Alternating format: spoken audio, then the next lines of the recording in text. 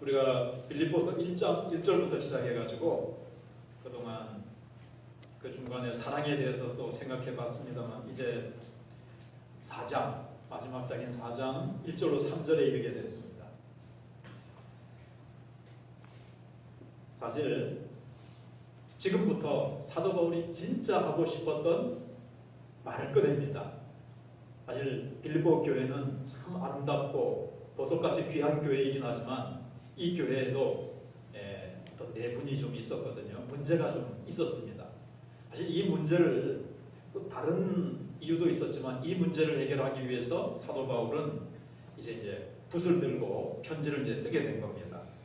이제 쭉 얘기를 해오다가 4장에 와서 이제 본론을 진짜 하고 싶었던 얘기를 꺼내는 거예요. 근데 오늘 말씀을 가만히 보시면 여러분들이 이제 성경책을 안 가져오시는 분들은 이제 가져오셔서 딱 펴놓고 이제 보셔야 됩니다. 4장 1절 맨 처음이 어떻게 시작됩니까? 첫 단어가 그러므로예요. 그러므로라는 앞에 말을 받아서 이어진다는 말이죠. 어떤 말과 이어지겠습니까?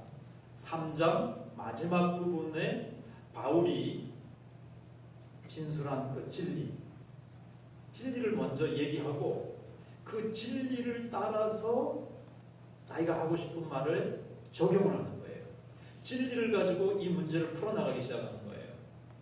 자기 성질대로 자기 마음대로 하는 것이 아니라 하나님의 진리를 빌립보 교인들에게 기억나게 해준 다음에 그 진리를 근거로 해서 너희들이 이렇게 변화되고 이 문제를 풀어야 되지 않겠느냐, 이렇게 얘기를 하는 거죠. 그 내용이 무엇이었습니까? 우리는 하늘의 시민권이다. 장차 하늘의 시민이 될 것이 아니고 이미 하늘의 시민권을 가진 자가 아니냐. 그리고 우리는 예수님의 재림을 기다리고 있는 자들이다. 왜? 예수님이 오시면 우리가 예수님과 같이 영광스러운 모습으로, 이렇게 찌질한 모습이 아니고 이렇게 서로 시기 질투하고 물고 뜯고 싸우는 모습이 아니라 정말 우리는 하늘의 시민이지 않느냐.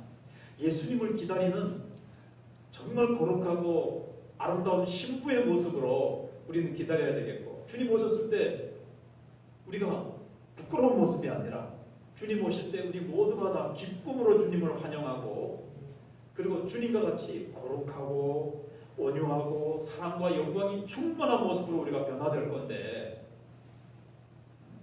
우리는 그런 백성들 아니냐. 그러니까 우리가 그런 모습으로 우리가 정말 준비되고 아름다운 모습으로 우리가 서로를 사랑하고 격려하며 우리가 살아야 되지 않느냐, 이렇게 나오는 거예요. 그래서 그러므로 이제 주 안에 굳게 서고 서로 사랑하고 기뻐하고 서로 관용하고 이런 얘기를 이제 하고 있는 거거든요. 그래서 오늘 말씀을 이제 크게 보면 이제 두 가지인데, 하나는 목회자로서의 바울의 모습을 볼 수가 있고, 두 번째는 이제 교회의 모습, 교회는 어떤 모습을 가져야 되는가를 우리가 이제 알 수가 있습니다. 그래서 여기 보면 목회자로서의 바울은 1절을 보시면 이렇게 얘기하고 있죠.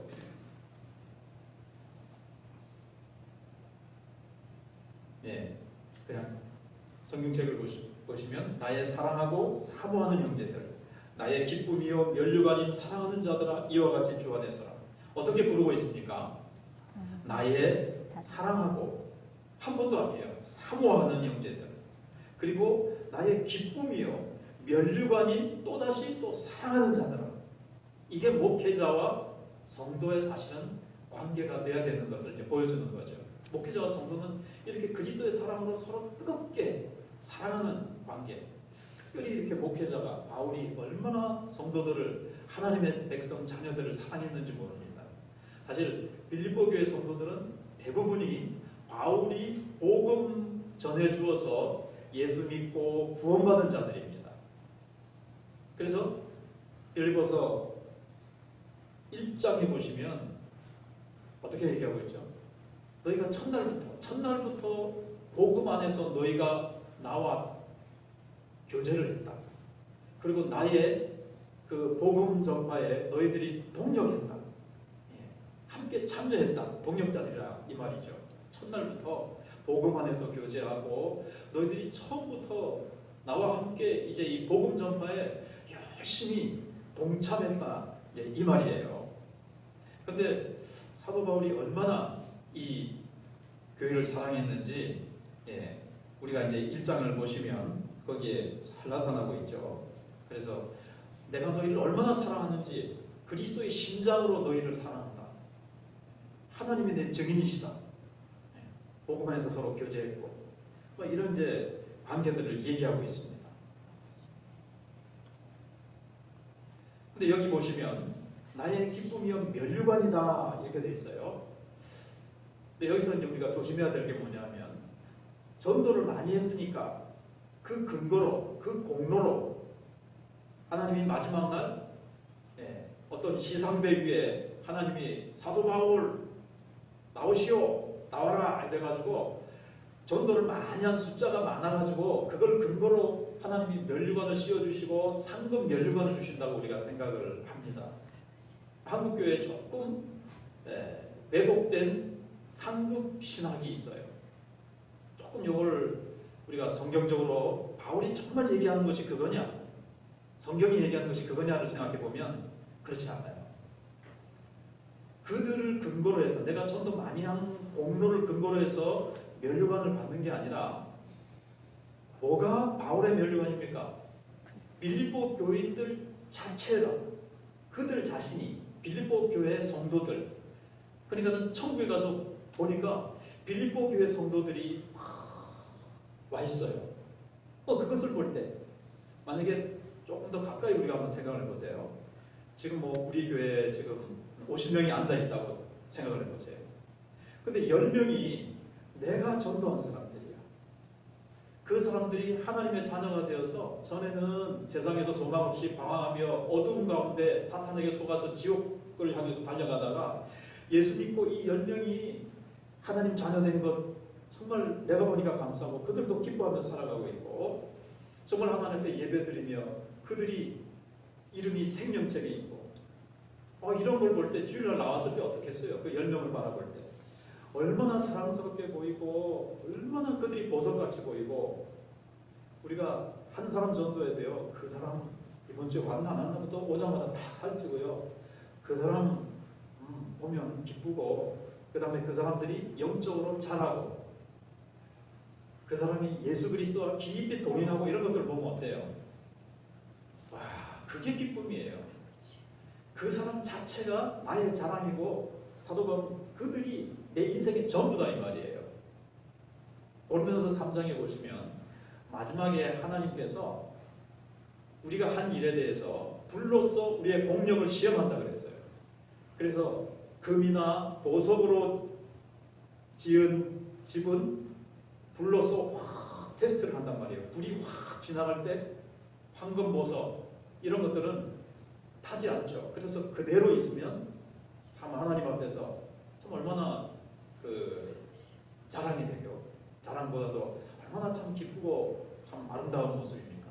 근데 나무나 지푸라기로 재료를 해가지고 이걸 지은 집들은요 다 불에 확 타버리는 거예요.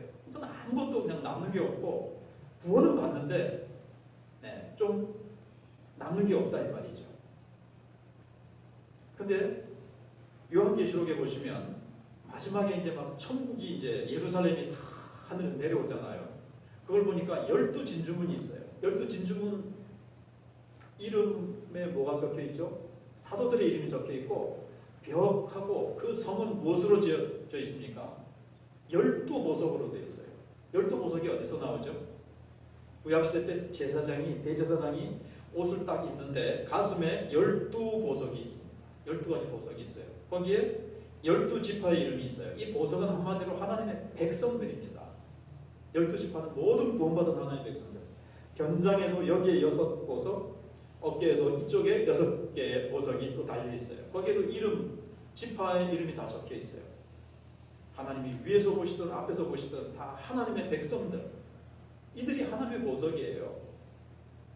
그래서 사도 바울이 천국에 갔을 때 빌립보 교회 성도들, 자기가 전도한 백성들이 하나님 나라에 다 알알이 박혀 있단 말이죠. 그들을 볼 때 이게 지푸라기로 지은 게 아니에요. 지푸라기가 아니고, 지푸라기는 뭘 얘기하겠습니까? 하나님 나라에 아무런 유익이 안 되는, 쓰잘데기 없는 그런 봉사도 있을 수 있잖아요. 우리가 뭐 열심히 지 딴에는, 자기 딴에는 시간과 뭐 공을 들여서 했는데 하나님 나라에 아무런 소용이 없는 그런 재료들로 봉사할 수도 있는 거예요. 근데 바울은 천국에 가서 보니까 자기가 전도한 이 영혼들, 이 전도한 사람들, 이 사람들이 하나님의 백성이 되어서 천국에 알알이 박혀 있단 말이죠. 천국에 다 있어요. 주님이 시상대 위에서 너 전도 많이 했으니까 이 면류관 줄게. 꼭 이게 아니고, 그걸 근거로 해서 공로가 아니고, 바울이 전도한 그 자체, 그 사람들이 바울의 자랑이고 면류관이고 기쁨이에요. 그걸 볼 때 천국에서 영원히 사도 바울이 얼마나 기뻐하겠습니까? 고린도서 9장에서 사도 바울은 내가 복음을 전하지 않으면 안 된다. 내가 값없이 복음을 전할지라도 나는 이게 아무런 나에게 그게 없고 상이 아니고, 내가 이 복음 전한 이 자체가 나의 상이라고 했어요. 복음 전하는 그 자체가 나의 상이라고 했어요. 그러니까 한국 교회는 내가 뭐를 하면 그걸 공로로 해서, 그걸 근거로 해서 그것만큼 하나님이 천국에서 또 뭐 면류관을 씌워주고, 그래서 바울이 면류관 받으면 한 10개 받을지 20개 받을지 얼마나 수고를 했는데, 20개 면류관 쓰면 얼마나 무겁겠어요. 그래서 천국에서 잘 되는 장사는 뭐 이렇게 턱을 이렇게 어떻게 뭐 해주는, 제가 잊어버렸는데 이게 턱이 무거워가지고 이걸 받쳐주는 무슨 그런 기구를 파는 장사가 잘 될 것이다. 면류관들을 다 많이 받아가지고 이 면류관 저 면류관 받아가지고 머리가 무거워가지고 무거워 자꾸 내려와. 그래서 그걸 받쳐주는 그런 기구를 파는 장사가 잘 될 것이다. 누군가 우스갯소리를 했는데, 이 면류관 받아가지고 야, 이 면류관 나 10개야. 지나가면서 2개 받은 사람에게 너 2개야? 나 10개야. 이게 아니고 내가 전도한 그 자체가 상이고, 내가 전도한 영혼들이 천국에 와 있는데 그 자체가 상이고 내 기쁨이고 그렇단 말이에요. 그 사람들이. 그런 면을 우리가 한번 생각하고 넘어갈 필요가 있습니다. 그리고 나서 사도 바울은 빌립보에서 뭐라고 이제 얘기를 하는가 하면 2절에서 내가 유오디아를 권하고 순두개를 권하노니 주 안에서 같은 마음을 품어라. 지금 바울이 얘기하고자 하는 진짜 얘기가 뭐냐면, 뭔지는 모르지만 유오디아라는, 보통 다 여자라고 봅니다. 유오디아라는, 근데 이제 굉장히 영향력이 있는 사람이에요. 그러니까 유오디아 한 편이 이제 있겠죠.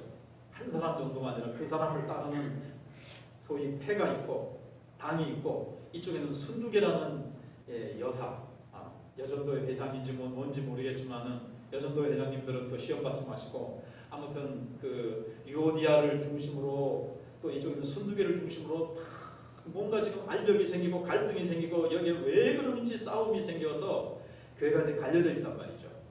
사도 바울이 이 교회에 생긴 이 특별한 문제를 지금 사도 바울이 다루고, 이 문제를 해결하기 위해서 이 편지를 쓴 거예요.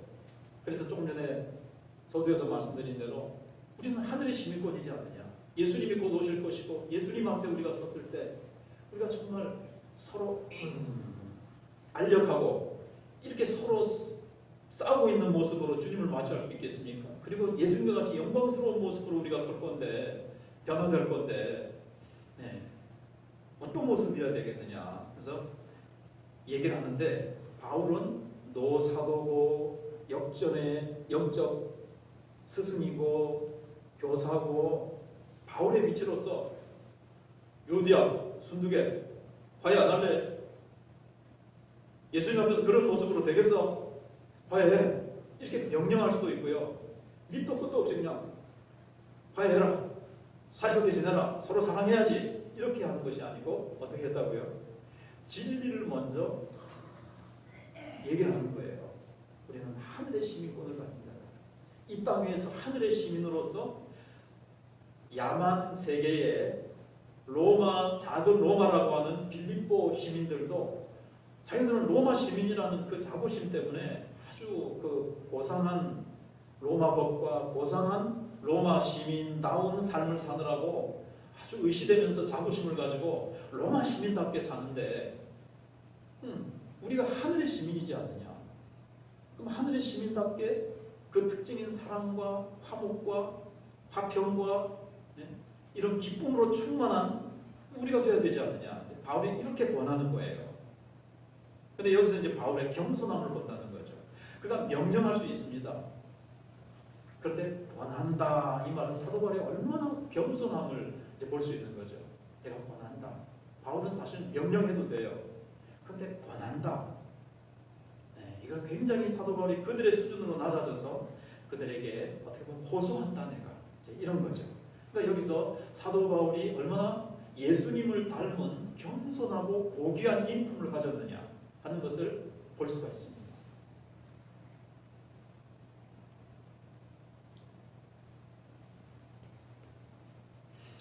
그래서 이제 오늘 종교개혁 기념주일인데 종교개혁 기념주일에 이것을 이제 연결시켜서 보면요. 종교개혁은 루터가 이제 일으켰잖아요. 처음에 오직 믿음으로 구원받는다는 그 95개조를 갖다가 비텐베르그 성당 그 문 앞에다가 이제 95개조 조항을 붙여서 하는데 이게 뭐죠? 성경의 근거에서 이거는 잘못됐다 교회 안에서. 그래서 개혁된 교회는 계속 개혁돼야 된다 이 말을 했는데 그 말은 우리가 계속해서 말씀에 비추어서 우리의 예배를 늘 살펴보면서 예배 가운데 말씀해 보니까 이 부분은 좀 잘못된 게 있으면 고쳐나가고 말씀해 보니까 이 예배는 우리가 더 이렇게 예배 드려야 된다. 우리도 모르게 형식적으로 예배가 흘러간다든가 이 예배가 세속적으로 흘러가는 부분이 있을 수가 있어요. 말씀 앞에서 영과 진리로 예배 드리라고 했는데 내가 정말 성령으로 영적으로 예배가 드리고 있는가? 아니 몸만 와가지고 앉아있지 머리는 세상 걱정, 세상 생각하느라고 돌아다니다가 축도하면 아이고 예배 끝나는 모양이네. 아이고 이제 집에 가서 뭐 빨래하고 뭐 해야지. 이 예배가 아니고 또 교회 안에서 무슨 일을 하든지 항상 말씀에 비추어서 하는 거예요. 이게 종교 개혁자들의 정신이었습니다. 그들은 성찬도 그 당시에 이제 천주교의 성찬이 지금 잘못되어 있잖아요. 화채설이라 그래가지고 빵이 신부가 이걸 뗄 때 진짜 예수님의 살로 변한다는 거예요. 피도 진짜 피로 변한다는 이게 말도 안 되는 거죠. 성경에 비추어서 이건 잘못됐다는 거예요. 그래서 사도 바울은 무슨 일을 하든지 성경에 비추어서 너희들이 이렇게 돼야 되지 않겠느냐. 교회는 이런 모습이 돼야 되지 않겠느냐. 왜? 하나님의 진리를 먼저 탁 얘기하고 나서 이게 종교개혁의 정신이에요. 종교개혁주의니까 좀 더 생각하면 종교개혁은 무조건 무슨 제도를 뜯어 고치자 왜?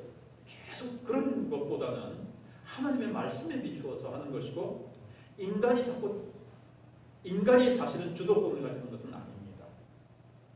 우리가 이제 종교개혁 기념주의니까 하나 더 배우면 주님이 주도권을 가지시는 거예요. 주님이 교회를 계속 개혁해 나가십니다. 어떨 때는 아픔을 통해서 정말 세상을 통해서 세상이 교회를 향해서 어려움을 줄 수도 있고요. 외부적인 어려운 환경을 통해서든 우리가 진리의 말씀을 붙잡고 말씀대로 가지 않을 때 주님께서 교회를 개혁해 나가세요. 근데 우리는 그 개혁을 잘 따라 나가야 되는 거죠. 말씀을 통해서 성령으로 예수님께서 교회를 교회답게 만들어 가십니다. 그래서 요한계시록 7교회를 향해서 주님께서 오셔서 말씀하시잖아요. 각 교회를 향해서 칭찬할 부분, 책망할 부분, 고쳐야 될 부분, 회개해야 될 부분들을 주님이 개혁해 나가시는 거예요. 그때 우리는 그 말씀을 따라서 우리를 고쳐 나가는 것. 이게 이제 개혁주의입니다. 그래서 우리가 교회에서 무슨 일을 하려고 할 때마다 사도 바울과 같이 종교개혁자들과 같이 성경 말씀에 비추어서 그걸 근거로 해서 잘못된 부분이 있는가 늘 살피고 그것을 고치어 나가는 거예요. 두 여인이 지금 교회 문제를 일으키면서 교회를 아주 냉랭하게 만들고, 좀 더 이따 살펴보겠습니다만 복음 전파의 어려움을 이 여인들이 가져다 주었거든요. 서로 화목하지 못하는 이 부분이. 그래서 사도 바울이 이제 이 얘기를 하는 겁니다. 네. 그래서 종교 개혁이라는 것, 이것은 지금 초대백년대에 있었던 그 한 번의 사건으로 끝나는 것이 아니라 개혁된 교회는 계속 교육되어져야 되고, 그 일을 주도하시는 분은 주님이시고, 주님은 진리를 가지고 성경 말씀을 가지고 계속 개혁해 나가신다는 것을 우리가 이제 생각을 해봐야 되겠습니다. 네. 조금 더 적용을 해보자면 취미생활도, 네. 내가 10원짜리 하나 쓸 때도 성경적으로 이게 주님이 기뻐하시는 곳에 내가 재정을 쓰고 있나? 시간도요, 괜히 내가 자꾸 주님을 위해서 쓰는 게 아니라 지푸라기와 나무처럼 다 주님이 공룡하실 때 다 버릴 것처럼 그냥 3시간, 4시간 길거리에서 사람 만나가지고 막 얘기를 했는데 아무런 영양가도 없고 아무런 의미도 없는, 남 흉보고 이상한 욕이나 하고 쓸데없는 깔깔거리면서 경박한 얘기하다가 3시간, 4시간 우리가 매일 시간을 자주 그렇게 보낸다. 그러면 말씀 앞에서 세월을 아끼라 그랬잖아요. 때가 악하니라. 너희가 정말 지혜롭게 해내라. 성령 충만해라. 뭐 이러면서 에베소 5장에 나오는 말씀처럼 늘 우리의 삶을 개인적으로도 개혁해 나가고, 교회도 어떤 일을 할 때, 재정을 집행할 때, 또 집행하지 않을 때 그냥 환경을 보고 우리 그냥 지금 재정이 어려우니까가 아니라 이 일을 하면 왜 해야 되느냐, 성경의 말씀을 근거로 해서 그만두면 왜 그만둬야 되느냐, 주일학교 어떤 행사를 할 때도 이 행사를 하면서 혹시라도 비성경적인 세속적인 부분이 이래야 애들이 많이 모여, 그래가지고 또 사람들을 전도할 때도 사람들이 많이 오기 때문에 이 방법을 쓰자. 근데 그 방법이 정말 성경적인 방법이냐, 항상 이걸 근거로 해야 된다는 거죠. 자, 그 다음에 이제 그렇게 이제 우리 자신을 늘 이제 개혁해 나가야 되고요. 두 번째로는 바울이 섬긴 이 교회의 모습에서 우리가 생각을 해보면 교회 사명은 복음에 힘쓰는 것입니다. 복음 전파에 힘쓰는 거예요. 또 다른 말로 하면 선교에 힘쓰는 것. 자, 3절에 보시면 또 참으로 나와 멍에를 같이 한 내게 구하노니 복음에 나와 함께 힘쓰던, 이 말씀이 나오죠. 복음에 힘쓰던. 빌립보 교회는 어떤 교회였습니까? 복음에 힘쓰던 교회. 이게 교회의 모습이에요. 빌립보 교회 성도들은 전부가 바울을 만난 다음부터, 복음을 듣고 구원받은 그 첫날부터 바울과 함께 뭐에 힘썼어요? 복음 전파에, 선교에 힘썼습니다. 사도행전을 읽어보시면 초대교회 성도들은, 초대교회는 누가 복음을 막 전했습니까? 어떻게 복음이 막 땅끝까지 전해졌습니까? 사도들만 전했습니까? 아닙니다. 평신도들도, 우리가 요즘 말하는, 그때는 평신도라는 말도 없었겠죠. 특별히 핍박이 나가지고 사도들 외에는 다 흩어졌다고 했어요. 오히려 복음이 사마리아와 저기 안디옥이라는 이방 지역에 복음이 전해진 건 사도들보다도 누구죠?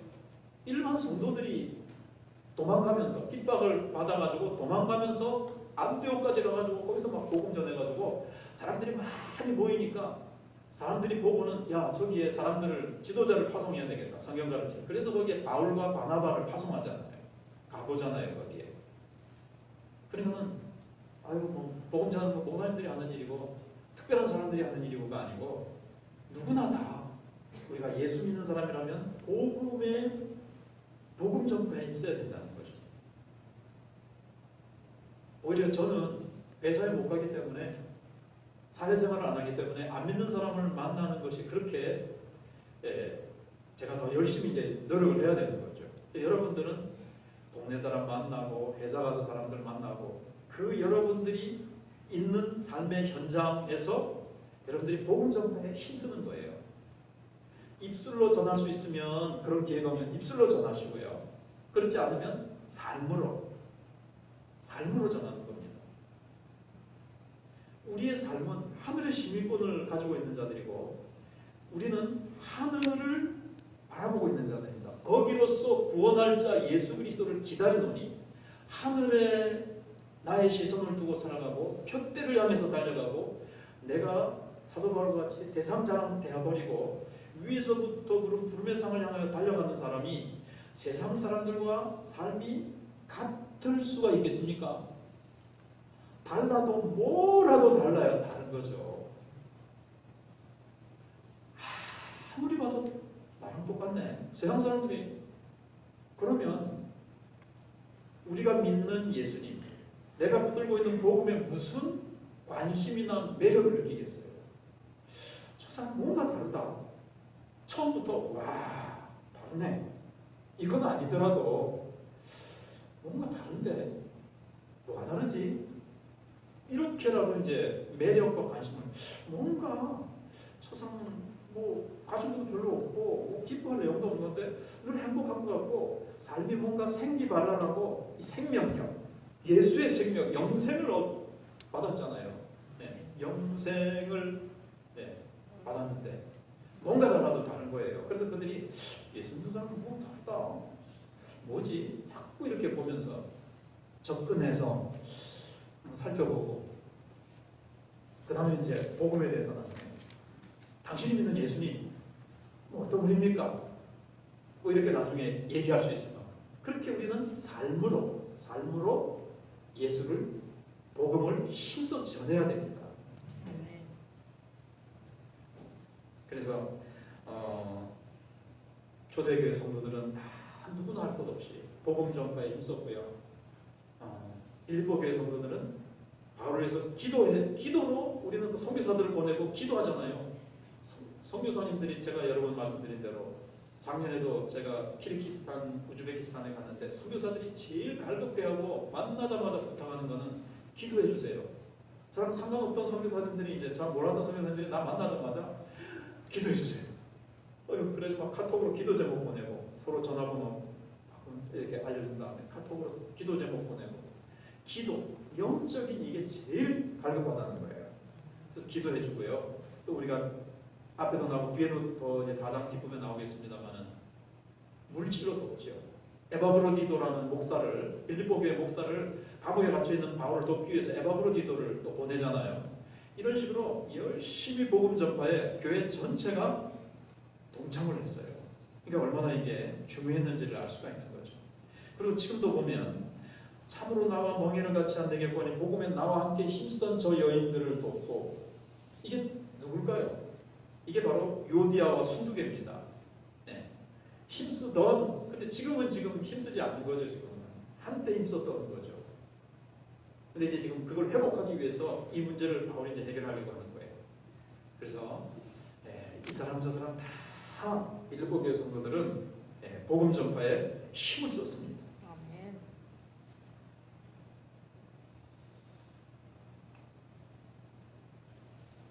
뭐 오늘 첫째, 둘째, 셋째가 뭐 복잡하게 나긴 하는데 첫째, 둘째, 셋째는 신경 쓰지 마시고 그 다음에 이제 일을 위해서 이제 교회가 또 힘써야 될 일은요.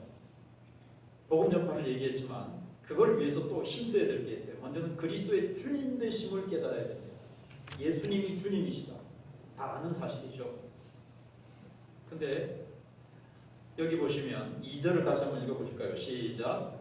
내가 유오디아를 권하고 순두개를 권하노니 주 안에서 같은 마음을 품으라. 그랬습니다. 그냥 쓱 내가 유오디아를 권하고 이렇게 그냥 읽고 지나가기 쉬운데 내가 유오디아를 권하고 순두개를 권하노니 같은 마음을 품으라 이럴 수도 있어요. 그죠? 당연히 같은 마음 품고 같이 사이좋게 우리가 안 믿을 때도 친구들이 싸우면 야 사이좋게 지내. 애들이 골목에서 싸우고 어른들이 지나면서 야 싸우지 마 사이좋게 지내야지. 사이좋게 지내는 거는 당연한 일이잖아요. 근데 주 안에서 그랬어요. 사도 바울의 말 가운데서 주 안에서라고 쓸 때가 있고 그리스도 안에서라고 할 때가 있습니다. 아이고 뭐 그리스도가 주님이니까 주 안에서나 그리스도나 같다고 우리는 봅니다. 물론 크게 넓게 보면 같지만 조금 차이가 있습니다. 그리스도 안에서는, 그리스도라는 것은 메시아잖아요. 메시아, 기름 부음을 받은 그리스도라는 특별한 직분을 예수님이 받아서 하나님의 택함을 받아서 일하신 거거든요. 그러니까 예수님의 죽으심과 부활, 이런 예수님의 어떤 죽으심의 효력, 예수님의 그 부활하심으로 죽음의 권세를 깨뜨리시고 주님이 이루신 어떤 그런 효력들, 그 안에서라는 의미가 강한 거예요. 그러면 주 안에서라는 것은요, 예수님의 주권을 더 강조하는 겁니다. 물론 메시아로서 그거는 싹 빼고는 아니겠죠. 그러나 주 안에서라는 말은 예수님이 우리의 주님이시다, 우리의 머리가 되신다, 주님이 우리의 오야다. 오야는 참 일본 말인 것 같은데, 예수님이 우리의 머리 되시고 예수님이 모든 것을 주관하시는 분이시다. 이것이 이제 강조되는 거예요. 그래서 이거를 권할 때도, 너희들이 같은 마음을 품으라 그럴 때도 너희들이 주님 앞에서 한번 생각해봐라. 너희들이 주인이냐? 너희들이 왕노릇 하려느냐? 아마 두 사람이 뭔가 주의 일을 하는 마음은 있겠죠. 다 신앙이 있고 열심히 있는데 어떤 주님의 일을 누웠고 이 방법으로 해야 된다. 다른 사람은 아니다, 내 의견은 이렇게 해야 된다. 막 그 일 때문에 뭔가 틀어져가지고 방법이 다르고 서로의 주장이 달라서 이제 그랬을 가능성이 있겠죠. 뭔지는 모르지만 서로 내가 그래서도 우리 교회에서 내가 이렇게 하자는데 네가 내 따라와야지. 이쪽에서는 아니지, 네가 내 따라와야지. 서로 아마 서로 주인의식이 있었을 수가 있어요. 근데 주 안에서 혹은 주 앞에서, 주님 안에서 한번 생각해봐요. 누가 주님이냐? 주님 앞에서 우리는 다 맞춰야 되는 거죠. 둘 다 자기 주장을 내려놓고 주님의 뜻을 서로 찾고 주님의 뜻 앞에, 뜻 안에서 같은 마음을 품으라는 거죠. 같은 마음이 안 돼 있다는 뜻이죠. 내 주장이 맞아, 내 주장이 맞아. 내가 더 이 교회 온 지 오래됐어. 아니, 내가 조금 늦게 오지만 내가 세운 이 교회에 내가 투자한 그 공로, 내가 이 교회를 위해서 너보다 헌금 더 많이 냈어. 예를 들면 그런 겁니다. 그래, 순두개와 유대아가 꼭 그랬다는 건 아니지만 그런 식으로 서로가, 그래서 2장 5절에서 너희 안에 이 마음을 품으라 곧 그리스도 예수의 마음이니, 거기서부터 사실은 사도 바울이 얘기를 슬슬 해놓기 시작한 거예요. 요디아 순두개에게 이 말을 처음부터 딱 시작하자마자 때린 게 아니고 처음에 이제 살살 얘기를 한 거예요. 그리스도의 마음을 품으라. 남을 나보다 낫게 여겨라. 2장부터 이제 왜 그 말씀이 나오는지 알겠죠. 1장 27절 부분에서는 이제 일심으로 같이 서서 한 마음을 품고 일심으로 굳게 서서 대적, 멸망케 하는 원수들을 너희가 대적해라. 이 말이 나오기 시작한 게 그거예요. 그게 갈라지면 외부의 적과 싸우는데 불리하다, 이런 뜻이죠. 그래서 우리가 주의 일을 할 때는 교회 안에서는요, 주님이 머리시고 주님 안에, 주님 앞에서 어떤 일들을 해야 된다는 것을 우리가 보여주고 있는 겁니다. 네. 그 다음에는요, 주 안에 서야 됩니다. 주 안에 서야 됩니다. 그러므로 나의 사랑하고 사모하는 형제들, 나의 기쁨이여 멸류관이 사랑하는 자들의 이와 같이 주 안에 서라. 그것은 이제 어떤 의미냐면요, 사실은 주님 안에 서라는 것은 진리 위에 서라는 겁니다. 주님의 진리의 말씀 위에. 그러니까 주님 위에 선다는 것은 주님의 말씀, 이 진리 위에 굳게 서는 거죠. 요즘 요한계시록을 생각해 보고 있습니다만, 말세 때 가장 사단이 교회를 허물어뜨리려고 하는 것은 이 진리를 왜곡시키고 거짓 그리스도, 적 그리스도, 이 이단들의 모습으로, 이 진리 전쟁이에요. 진리에서 잘못돼 버리면은 사람들이 천국에 갈 수 없고 하나님 만날 수 없고 교회는 이제 무너지거든요. 이 주 안에 진리 위에 굳게 서야 됩니다. 여러 가지 교회 안으로 지금 들어오는 세속적인 잘못된 복음들, 긍정적인 사고방식. 미국의 수정교회가 어마어마하게 크게 됐지만 그 목사님이, 로버트 슐러 목사님이 그 수정교회가 나중에 무너지잖아요. 긍정적인 사고방식, 적극적인 사고방식으로 했는데 나중에 그냥 화가 넘겼죠. 그런데 그렇기 때문에 우리가 교회 안에 들어오는 이런 누군가 이제 막 긍정적인 사고방식을 복음에다 막 섞는단 말이에요. 이걸 잘 분별할 수 있어야 돼요. 긍정적인 것, 그 다음에 기복적인 것. 우리가 하나님의 복 주시는 하나님 맞습니다. 복음 안에 기복적인 게 있어요. 우리가 힘들 때 야곱도 나를 축복해 주시면 안 됩니다. 형의 칼날을 피해서 나를 살려주십시오. 위급할 때 그럴 수 있고요. 주님 앞에 주님 제가 굶어 죽겠습니다. 물질을 달라고 우리가 그럴 수 있어요. 근데 그것만 세상적인 복만 구하는 것, 그것 때문에 예수를 믿는 것, 그게 이제 기복주의 신앙이라는 거죠. 그런 것들을 우리가 잘 분별하지 않으면 어떻게 될까요? 서지 못합니다. 주 안에 사실은 굳게 서라는 게 있죠.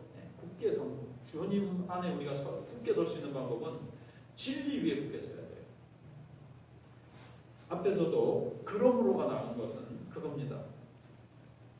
진리로 잘 무장되어 있어야 이들이 나눠지지 않았을 거예요. 서로 자기를 주장하면서 서로 주님의 일을 하면서도 막 다투고 이렇게 갈라질 수가 있는 건데, 진리로 잘 무장되어 있어야 되는데 우리는 하늘의 시민이 다 같은, 우리 이미 같이 생명책이 있고 우리는 복음을 위해서 힘쓰고 나가야 되고, 우리는 예수님과 같은 영광스러운 모습으로 다 부활하려고 영원히 천국 백성으로서 영원히 행복하게 살 존재들이다. 어떤 이런 진리로 무장되어 있지 않으니까 힘이 없는 거예요. 이제 이렇게 교회가 문제가 생길 수 있는 거예요. 그래서 바울이 진리로 이 문제를 해결해 주잖아요. 진리로 무장이 있어야 돼요.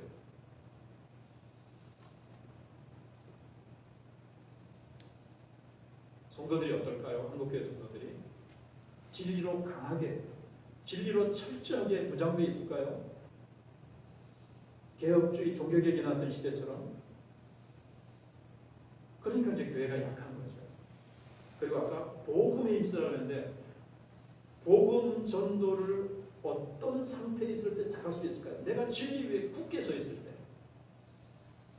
예수를 믿어야만 구원받고, 예수 믿지 않으면 천하 없어도 구원받을 수가 없습니다. 사단에게 속아서 영원한 지옥으로 달려가고 있는 자들이라는 것을 우리가 알고, 그 다음에 예수님이 재림하신다는 사실, 영원한 천국이 있고 영원한 지옥이 있다는 것을 분명한 진리 위에 서 있을 때 복음을 전할 수 있는 거예요. 진리 위에 서 있지 않으면요, 교회는 힘은 없어요. 한 성도가 진리로 철저하게 무장되어 있지 않으면 세상 나가면요, 세상 그 세파에, 세상 물결에 흔들흔들하는 거예요. 이 서라는 말은 흔들흔들하지 말라는 거예요. 근데 성도들이 굳게 딱 서 있습니까? 세상 물정과 세상 유행과 세상의 사고방식에 굳게 타협하지 아니하고, 어떤 장소에서도 타협하지 않고 굳게 복음 전하면서 예수의 향기를 나타내면서 나갑니까? 안 되는 거죠. 그래서 사실은 주 안에 서야 복음 전파에도 힘쓸 수 있는 것이고, 우리의 삶의 현장에서 예수의 향기를 나타내면서 예수 믿는 사람은 뭐가 다른가, 또 다르다는 매력을 발산하면서 왜 그러느냐고 사람들이 관심을 가지고 복음의 매력을 느끼면서 우리를 통해서 예수님을 만나도록 하기 위해서는 우리가 진리 위에 서 있어야 돼요. 진리 위에 굳게 서야 돼요. 그래서 말씀을 읽고, 이것도 설교를 적는 분도 계시고, 요즘 유튜브에 제가 다 올리잖아요. 또 들어보시고, 새벽 기도도 요한계시록 올리고 있습니다. 밴드에도 있고, 밴드에는 새벽에 올라가고, 유튜브에는 좀 하루 뒤에 나오기도 하지만, 요한계시록 같은 거 안 보셔도 되지만 한 10분 정도 새벽 기도 그 요한계시록을 올리는데 그것도 보시고, 아무튼 그거 안 보더라도 성경도 써보시든지 열심히 읽고 묵상해서 진리로 무장하셔야 됩니다. 진리로. 그래야 우리가 굳게 설 수 있습니다. 아멘. 그 다음에 같은 마음을 품으라고 얘기하고 있습니다. 같은 마음을 품으라. 앞에서 이제 대충 말씀을 드렸으니까, 둘이가 뭔가 이유로 지금 마음이 하나가 되지 못하고 주님 앞에서 주님의 일을 한다고 하면서도 자기 주장을 하고 자기 자존심 때문에 뭔가 때문에 틀어져 있는데 같은 마음을 품으라고 얘기를 합니다. 이 얘기는 전에도 잠깐 말씀드렸습니다만 교회에 특별히 이 사랑으로 하나 되어 있지 못하면 교회는 영적으로 냉랭하게 되어 있어요. 그러면 어떤 적이 뭔가 공격할 때 쓰는 작전 중에 하나가 뭐죠? 북한에서도 쓰는 작전이 우리나라 이 남한에 내분이 일어나게 하는 거예요. 그게 이제 제일 그 단체, 어떤 공동체가 힘을 못 쓰게 하는 거죠. 핍박이라는 것은 외부로 오는 것이 있고 안에서 일어나는 게 있는데 안에서 일어나는 것이 이단과 바로 이런 분열입니다. 이 분열이라는 거예요. 싸우지 않고, 그러니까 적이 자기네들끼리 안에서 내분이라도 싸우면 얼마나 성공하는 거겠어요. 근데 그렇게 하지 말고 같은 마음을 품으라는 거예요. 분열하는 거예요. 이 문제를 사도 바울이 이 문제는 꼭 풀어야 되는 거예요. 빌립보 교회가 복음에 힘써 전진하기 위해서는. 그러니까 아까 어떻게 됐어요? 나와 함께 복음에 힘쓰던 그래야 되잖아요. 지금은 서로 이 갈등이 일어나면은 시험 들어가지고 어떻게 돼요? 열심히 복음 전하다가 이 주의 일을 놓게 되는 거예요. 우리가 자주 또는 종종 보는 일 아닙니까? 마귀가 우리의 죄악성이 그래가지고 이 내분이 일어나게 하고 뭔가의 일로 이게 틀어지게 해가지고 주의 일을 열심히 하시는 마음을 품고 나가야 될 사람들이 서로 자기 주장, 자존심 혹은 뭔가를 가지고 주도권 다툼을 하게 한다든지 뭔가를 가지고 같은 마음을 품지 않고 서로 미워하는 마음, 시기 질투하는 마음을 가지고 하나가 되지 못하게 하는 거예요. 그럼 교회가 영적으로 냉랭합니다. 특히 여기 영향력이 있어가지고 두 파로 갈려졌을 것 같아요. 전에도 말씀드렸습니다만 참 많은 교회가 목사파, 장로파로 하든지 장로님들 중에서 중직자들이 서로 그리스도에서 같은 마음을 품지 못하면 치명적입니다. 교회는 힘있게 부흥할 수가 없어요. 좋은 영적 분위기로 아름답게 자랄 수가 없어요. 정말 여기에 어떻게 보면은 교회마다 보면요, 여기에 이 사단이 역사, 목사, 장로, 아니면 장로와 장로, 누가 중요한 영향력이 있는 사람들 서로 사랑하지 못하고 서로 하나 되지 못하게 딱 하면 전도가 안 돼요.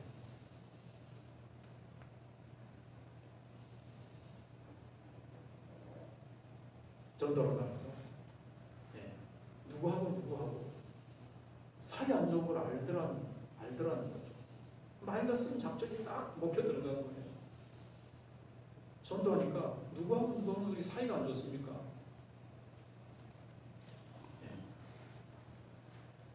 지금 그렇다는 얘기는 아니고요. 지금 그런 건 아닌데 유튜브로 다 나가는데 정교회 되게 사이가 안 좋고 굉장히 싸우는 교회인 모양이다. 다른 교회 성도들도 봐요. 삶과 죽음 사이에서 그 유튜브는 좀 100명이 넘게 봤더라고요. 이제 아무튼 유튜브에 누가 보고 아이고 뭐 욕할라 이게 아니고 그래서 제가 말씀드린 거예요. 유오디아 순두개를 권하노니 주 안에서 이 말도요. 야 내가 창피스럽다. 목회자 바울 창피스러우니까 같은 마음 품어. 야 빌립보 교회 소문 안 좋게 나. 그러니까 화해가 아니라 제가 아까 까먹었던 게 이제 여기 생각나는데 그래서 주 안에서라는 거예요. 주 안에서 우리는 개교회주의를 얼마나 한국교회가 흘렀습니까? 근데 초대교회 성도들은요. 개교회, 우리 교회, 내 교회만 잘 되면 된다 이게 없었어요. 주 안에서. 우리는 주 안에서 다 같은 교회고 다 같은 하나님의 형제들이다. 이런 의식이 강했거든요. 다 물론 100%는 아니지만. 그러니까 너희들이 주 안에서 우리 같은 형제자매 같은 하나님의 자녀 아니니까 그러니까 같은 마음을 품어라. 이렇게 얘기를 하고 있는 거예요.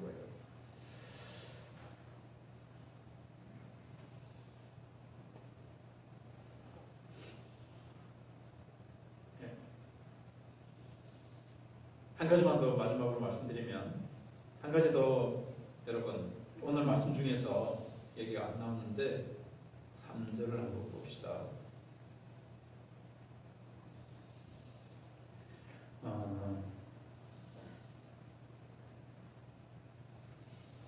얘기하고 싶겠습니까? 예. 여기 좀 이제 시간상 좀 생략해야 될 부분은 참으로 나와 멍에를 같이 한 내게 구하노니 그랬는데 이게 누군지 모르겠어요. 근데 바울이랑 아주 잘 아는 사람인 것 같아요. 너에게 구하노니 복음에 나와 함께 있어 저 여인들을 돕고 요디아 순두개를 좀 도와서 화해시켜라 이제 이 말이에요. 또한 글레멘도와 그 외 나의 동력자들을 도우라. 네.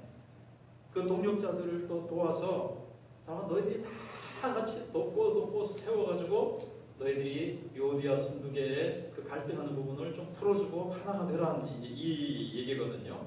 네. 근데 이제